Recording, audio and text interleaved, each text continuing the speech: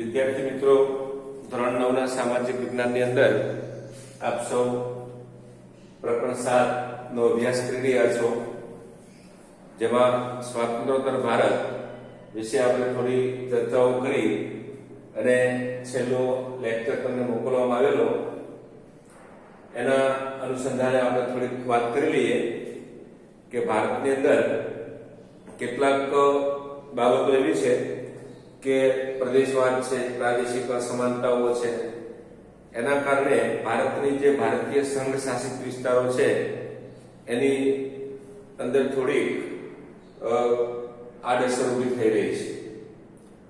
પોતપોતાના હિત માટે, પોતાના સ્વાર્થ માટે અથવા તો કોઈ પણ સામાન્ય બાબતો અથવા રાજકીય નેતાઓ દ્વારા અથવા તોફાની તત્વો દ્વારા રાષ્ટ્રીય એકતાને ખોરવવાનો પ્રયત્ન કરી રહ્યા છે અને એના કારણે પ્રદેશવાદ આજે પ્રબળ બન્યો છે. એક જ સંઘ શાસિત વિસ્તારોની અંદર ઘણીવાર પાણીના પ્રશ્નો છે, સરહદી બાબતના પ્રશ્નો છે, એને લઈ અને રાષ્ટ્ર રાજ્ય વચ્ચે નાના મોટા ઝઘડાઓ ચાલી રહ્યા છે. આ ઉપરાંત ભારતની અંદર એમ પણ કહેવાય છે કે વિવિધતામાં એકતા છે. ભાષા, ધર્મ, જાતિ વગેરે વિવિધતા હોવા છતાં ભારતની અંદર જ્યારે જ્યારે કોઈ બાહ્ય આક્રમણો થયા છે ત્યારે અથવા તો કોઈ એવી કુદરતી આપત્તિનું નિર્માણ થયું છે ત્યારે એકબીજાના ખંભે ખંભા મિલાવી અને દેશની સામે આવી પડેલી આપત્તિનો સામનો કરવા માટે હંમેશા ભારતે પ્રયત્ન કર્યો છે. બીજું, પ્રાદેશિક અસમાનતાના સંદર્ભમાં વિચારીએ તો સામાન્ય રીતે એમ કહેવાય કે દરેક પ્રદેશ એટલે કે દરેક રાજ્યની અંદર કોઈ વિકસિત રાજ્ય છે, કોઈ અવિકસિત રાજ્ય છે, કોઈ વિકાસશીલ રાજ્ય છે અને દરેકની આર્થિક સ્થિતિ સમાન નથી, દરેક જગ્યાએ ઉદ્યોગો એક સરખા નથી. તો એકબીજા રાજ્યનો વિકાસ કરવા માટે બીજા રાજ્યની અંદરથી ઉદ્યોગોને ખેંચી લાવવા માટે હરીફાઈઓ શરૂ થઈ રહી છે. મહારાષ્ટ્રના ઉદ્યોગ ગુજરાતમાં લાવવા, ગુજરાતના ઉદ્યોગો મહારાષ્ટ્રમાં લઈ જવા માટે અંદરો અંદરની જે હરીફાઈઓ ચાલી રહી છે એના કારણે દેશની અખંડિતતા ઉપર મોટી વિપરીત અસર ઊભી થઈ છે. આપણે છેલ્લે જોયું હતું કે ભારતના મહારાષ્ટ્ર રાજ્યમાંથી વિકસિત કક્ષામાં આવતું મહારાષ્ટ્ર રાજ્ય એ આજે વિદર્ભ પ્રાંત જે છે મહારાષ્ટ્રનો એ અલગ કરવાની માંગણી થઈ રહી છે. આની પહેલા આપણે જોયું હતું કે આંધ્રપ્રદેશમાંથી તેલંગાણા રાજ્ય છૂટું પાડવામાં આવ્યું, એ પહેલા પણ 3 રાજ્યો છૂટા પાડવામાં આવ્યા. તો ઘણીવાર આ દેશની અખંડિતતા ઉપર વિપરીત અસર ઊભી થતી આપણને જોવા મળે છે. સરહદી જમીન બાબતોની અંદર કેટલાક પ્રશ્નો સર્જાણા છે. મહારાષ્ટ્રમાં, કર્ણાટક રાજ્યમાં અને પંજાબ અને હરિયાણા રાજ્યની સરહદ માટેની કેટલીક નાની મોટી વિખવાદો જેવી પરિસ્થિતિ નિર્માણ થઈ રહી છે. આવું આપણે આની પહેલાના લેક્ચરમાં થોડું વિચાર્યું. હવે ત્યાર પછીનો વિજ્ઞાન અને ટેકનોલોજીના ક્ષેત્રે વિકાસ. તો સામાન્ય રીતે આપણે કહીએ કે આઝાદીના આટલા વર્ષો પછી ભારતે વિજ્ઞાન અને ટેકનોલોજીના ક્ષેત્રે જે વિકાસ કર્યો છે એના સંદર્ભમાં ભારતે આજે ઘણું વિકસિત દેશોની તુલનામાં ભારત ઘણો આગળ વધી રહ્યો છે. તો સામાન્ય રીતે આપણે કહીએ કે વિશ્વના અન્ય વિકાસશીલ દેશોની તુલનામાં ભારતે છેલ્લી અડધી સદીમાં ટેકનોલોજીના વિકાસના ક્ષેત્રે જે સિદ્ધિઓ મેળવી છે તે અતિ વિકસિત દેશોની બરોબરી કરી શકે તેમ છે.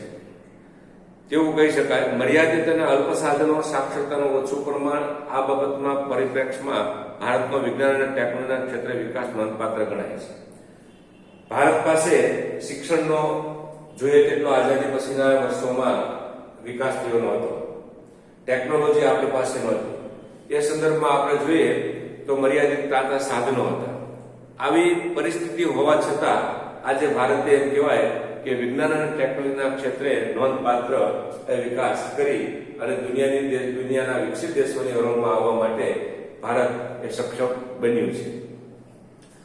સ્વતંત્રતા પછી ભારતનું નેતૃત્વ કરનારા મહાનુભાવો અને વિવિધ વિદ્વાનો, વૈજ્ઞાનિકો જેવા કે ડોક્ટર હોમી ભાભા, ડોક્ટર રાજા રામન, ડોક્ટર વિક્રમ સારાભાઈ ડોક્ટર સીવી રામન તથા ઇજનેરી ક્ષેત્રના સર એમ વૈશ્વેશ્વરીય શ્યામ પિત્રોડા, ડોક્ટર એપીજે અબ્દુલ કલામ, ભારતના પૂર્વ રાષ્ટ્રપતિ તથા મેટ્રો રેલવે પ્રોજેક્ટને સફળ બનાવનાર શ્રીધરન તથા આવા અન્ય વૈજ્ઞાનિકો, ઇજનેરો, ટેકનિકો વગેરેનું પ્રદાન નોંધપાત્ર ગણાય છે.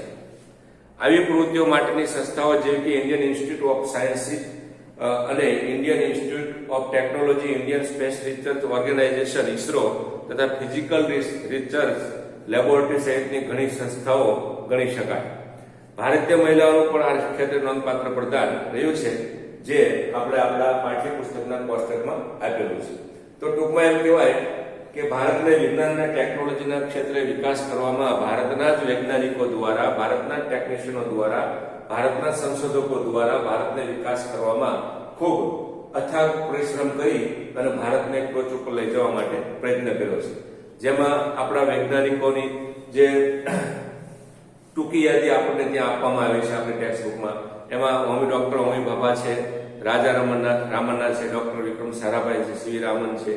ઇજનેરી ક્ષેત્રે સર એમ વૈશ્વેશ્વરૈયા, શ્યામ પિત્રોડા, એપીજે અબ્દુલ કલામ જેવા મહાન, જે દેશની માટે, પોતાના રાષ્ટ્ર માટે કંઈક કરી પડવાની ભાવના દર્શાવતા વૈજ્ઞાનિકોએ ભારતને ઊંચા શિખરો સુધી પહોંચાડવા માટે એક અથાગ પ્રયત્ન કરી અને ભારતને વિકસિત રાષ્ટ્રોની હરોળમાં લાવી અને મૂકી દીધું છે. બીજું, ભારતની અંદર જેટલું પુરુષોનું મહત્વ છે, મતલબ કે વૈજ્ઞાનિક ક્ષેત્રે જે પુરુષોએ જે કામ કર્યું છે એવી જ રીતે સ્ત્રીઓએ પણ પોતાનું યોગદાન આપ્યું છે. એમાં આપણે જો કહેવું હોય તો કહેવાય કે અહીંયા કેટલીક બાબતો તમારી ટેક્સ્ટ બુકમાં રજૂ કરી છે કે જાનકી અમ્મા વનસ્પતિ શાસ્ત્રના ક્ષેત્રે સંશોધનો કર્યા, પછી અસીમા ચેટર્જી રસાયણશાસ્ત્ર ક્ષેત્રે મહત્વની શોધો કરી, ડોક્ટર ઇન્દિરા આહુજા તબીબી ક્ષેત્રે વિકાસ કર્યો, પછી શંકુતલા દેવી ગણિતશાસ્ત્રમાં માનવ સંકર જેવી સંશોધનો કર્યા, કલ્પના ચાવલા અવકાશ ક્ષેત્રે, સુનીતા વિલિયમ અવકાશ ક્ષેત્રે પ્રગતિ કરી અને સ્ત્રીઓએ પણ ભારતના વિજ્ઞાન અને ટેકનોલોજીના ક્ષેત્રના અને સંશોધનના ક્ષેત્રમાં એ મહત્વનો ફાળો આપ્યો છે. બીજું, આ ઉપરાંત વિવિધ ક્ષેત્રમાં મહિલાનું અભૂતપૂર્વ પ્રદાન રહ્યું છે. તેમણે રાષ્ટ્રીય વિકાસમાં મહત્વપૂર્ણ યોગદાન આપ્યું છે. સ્વાતંત્રતા વખતે અનાજ માટે આપણે પરાવલંબી રહેતા. આઝાદી મળી ત્યાર પછી ભારતના લોકોને જોઈએ તેટલું અનાજ પણ આપણે ઉત્પાદન કરી શકતા નહોતા. એ સંદર્ભમાં છેલ્લા કેટલાક વર્ષોની અંદર ભારતે અનાજના ક્ષેત્રે એમ કહેવાય કે હરિયાળી ક્રાંતિ સર્જી છે. અનાજ ઉત્પાદનના ક્ષેત્રે ક્રાંતિ ઊભી કરી છે કે એક સમયે ભારતના લોકોને અનાજ પૂરું પાડવા માટે આપણે બહારથી અનાજ લાવવું પડતું હતું. એના બદલે ભારત આજે ખુદ સ્વાવલંબી બન્યો છે અનાજ ઉત્પાદનના ક્ષેત્રે અને વિદેશમાં પણ નિકાસ કરવાની પોતે ભારત સક્ષમતા ધરાવે છે. એટલે આઝાદી પછી નોંધપાત્ર વસ્તી વધારો થવા છતાં કૃષિ ક્ષેત્રે ભારતમાં થયેલ હરિયાળી ક્રાંતિના પરિણામે અનાજ ઉત્પાદન ક્ષેત્રે ભારતનું સ્વાવલંબન એ મહત્વની સિદ્ધિ ગણી શકાય છે. આઝાદી પછીના દિવસોમાં વસ્તી વધારો ભારતમાં થયો હોવા છતાં ભારતે અનાજના ક્ષેત્રે સ્વાવલંબન પ્રાપ્ત કર્યું છે. કઈ રીતે? તો કે હરિયાળી ક્રાંતિ ના ક્ષેત્રે. તો કે હરિયાળી ક્રાંતિ એટલે શું? તો આપણે સામાન્ય રીતે એમ કહી શકીએ કે આધુનિક વૈજ્ઞાનિક પદ્ધતિ દ્વારા ખેતી કરવી, અદ્યતન યંત્રનો ઉપયોગ કરવો, હાઇબ્રિડ બિયારણનો ઉપયોગ કરવો, જંતુનાશક દવાનો ઉપયોગ કરવો, રાસાયણિક ખાતરનો ઉપયોગ કરી અને ખેતીના ક્ષેત્રે જે બમણું ઉત્પાદન થયું છે તેને આપણે હરિયાળી ક્રાંતિ તરીકે ગણાવી શકીએ. તો આમ ભારતે હરિયાળી ક્રાંતિ દ્વારા અનાજના ક્ષેત્રે આજે એ સ્વાવલંબન પ્રાપ્ત કરેલું જોવા મળે છે. બીજું, બહુહેતુક બંધો બાંધવા. બહુહેતુક બંધો એટલે શું? તો કે નદીઓ ઉપર આડબંધ બાંધી અને ઘણા બધા હેતુને ધ્યાનમાં રાખીને જે યોજના તૈયાર કરવામાં આવતી હોય તેને બહુહેતુક યોજના કહેવાય. દાખલા તરીકે બારે માસ અથવા તો મોસમ આધારિત જે નદીઓ છે એની ઉપર આડબંધ બાંધી દેવામાં આવે. પછી એમાંથી વીજળી ઉત્પન્ન કરવી, નહેરો કાઢવી, મીઠા પાણીના માછલાનો સંગ્રહ કરવો, પીવા માટેના પાણીનો સંગ્રહ કરવો, ખેતી માટે પાણી પૂરું પાડવું, સહેલાણીઓ માટે ફરવાલાયક સ્થળોનું નિર્માણ કરવું, ઉદ્યોગોને પાણી પૂરું પાડવું, પૂર નિયંત્રણમાં લાવવું. આવી ઘણી બધી બાબતો ઉપર ધ્યાન રાખીને જે આડબંધ બાંધવામાં આવે છે તેને બહુહેતુક યોજના ઘણા બધા હેતુઓને ધ્યાનમાં રાખે. ને તેને બહુહેતુક યોજના કહેવાય છે. દાખલા તરીકે આપણે ઉદાહરણ આપવું તો આપી શકાય કે નર્મદા નદી ઉપર સરદાર સરોવર યોજના જે તૈયાર કરવામાં આવી છે તેને બહુહેતુક યોજનાનું એક મહત્વનું આપણે ઉદાહરણ આપી શકીએ. તો આ રીતે ભારતે બહુહેતુક યોજનાઓ દ્વારા જળાશયો, નહેરો, જળસંચય ઉપરાંત કૃષિ વૈજ્ઞાનિક અને કૃષિ ક્ષેત્રે કાર્ય ટેકનોલોજીનો ઉપયોગ થતા કૃષિ યુનિવર્સિટીઓની સ્થાપના થવાથી સતત થઈ રહેલા સંશોધનનો પણ ભારતના વિકાસમાં મહત્વનો ફાળો રહેલો છે. પરમાણુ વિજ્ઞાન અને ટેકનોલોજીનો શાંતિમય ઉપયોગ કરવો અને તે માટેની સંશોધન સંસ્થા અને પ્રયોગશાળાઓની પણ નોંધ લેવી ઘટે. હવે પરમાણુ વિજ્ઞાન અને ટેકનોલોજીનો એ વિકાસની અંદર ઉપયોગ કરવો તે માટે કેટલીક સંશોધન સંસ્થાઓ પ્રયોગશાળાઓ સ્થાપવામાં આવી. ડોક્ટર વૈજ્ઞાનિકો દ્વારા ભારતની અંદર ભાભા પરમાણુ ક્ષેત્ર સંશોધન કેન્દ્ર, ત્યાર પછી વૈજ્ઞાનિકો, એન્જિનિયરો અને ટેકનિકોના સંયુક્ત પુરુષાર્થ વડે બાંધવામાં આવેલા પરમાણુ મથકો દ્વારા ઉર્જાની માંગને પહોંચી વળવા આપણે સફળ રહ્યા છીએ. હવે ટૂંકમાં એમ કહેવાય કે વૈજ્ઞાનિકોના અથાગ પ્રયત્નો, ટેકનિશિયનો, પછી એન્જિનિયરો, આ બધાના સહિયારા પુરુષાર્થથી આપણે પોતાના વીજળી ઉત્પન્ન કરવા માટેના અણુ મથકો ઉભા કરી શક્યા છે અને વીજળીની માંગને પહોંચી વળવા માટે આ બધા લોકોએ મહત્વનો ફાળો આપ્યો છે.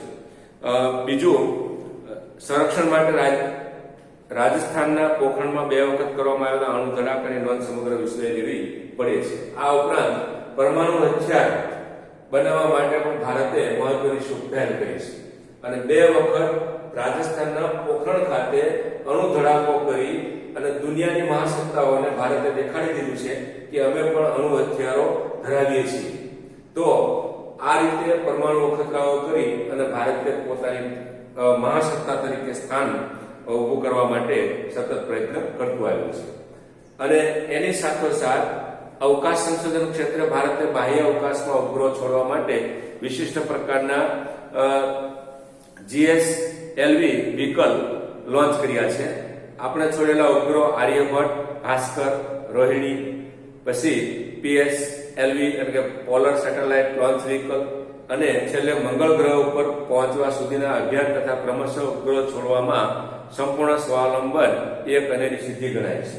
કે આકાશી ગ્રહ છોડવા માટે, ઉપગ્રહ છોડવા માટે ભારતે પોતાના વ્હીકલ વિકસાવ્યા છે અને એ દ્વારા આપણે એની ઉપર આપણે સ્વાવલંબન કર્યું છે. નહીતર આપણે બીજા દેશ ઉપર આધાર રાખી અને આપણા ગ્રહ ઉપર છોડવા હોય તો બીજા દેશનો આધાર રાખવો પડે. એના બદલે આજે એ બાબતની અંદર ભારતે પોતે સ્વાવલંબન પ્રાપ્ત કર્યું છે.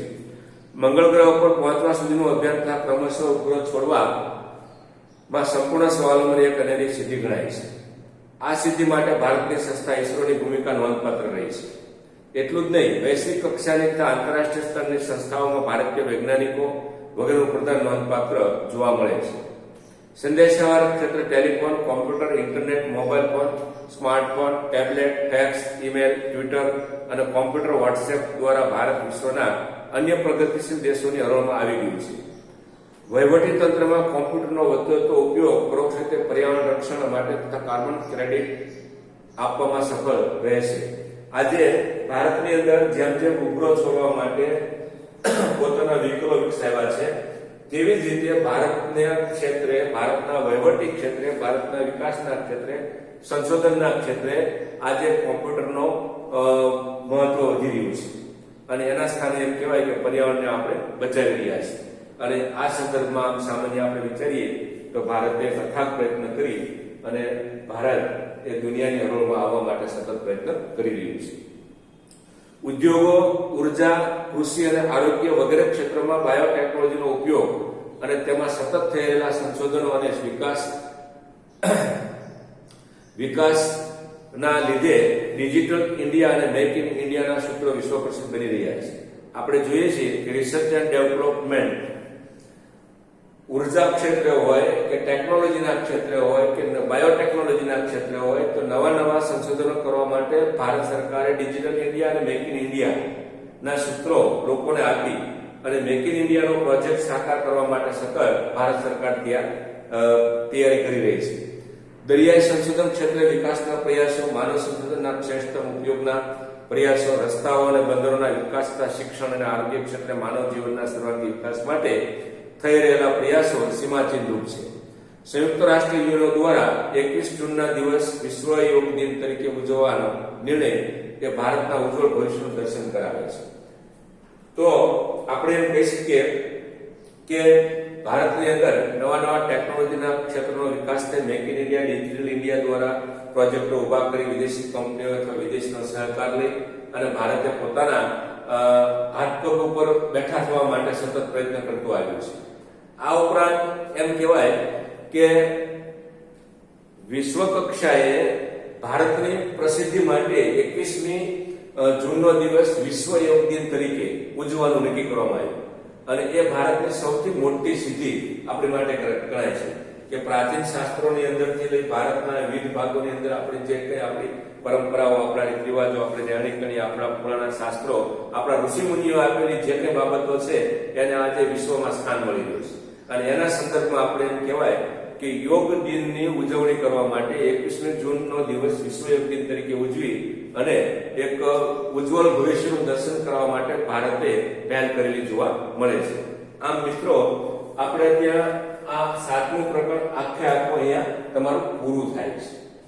તો આખા પ્રકરણની અંદર સ્વાતંત્ર્યોત્તર ભારતના સંદર્ભમાં નાની બાબતોની ચર્ચાઓ કરી છે અને એ ચર્ચાના સંદર્ભમાં આપણે એમ કહેવું તો કહેવાય કે ભારતે સતત એક વિકાસની ગતિ તરફ આઝાદી પછીના દિવસોમાં પ્રગતિ કરી અને દુનિયાની મહાસત્તાઓની હરોળમાં આવવા માટે સતત પ્રયત્ન કરતું આવ્યું છે અને કરતું રહે છે અને એક આધુનિક યુગનું નિર્માણ કરી ભારત દુનિયાની મહાસત્તા અને વિકસિત રાષ્ટ્રની હરોળમાં આવશે તેવી આપણે સૌ અપેક્ષા રાખીએ. તો અહીંયા તમારો આ પાઠ પૂરો થાય છે. સ્વાધ્યાયની પાછળના જે કંઈ પ્રશ્નો છે એ પાકી બુકમાં તમે લખી વાળશો. આભાર મિત્રો. જય સ્વામિનારાયણ.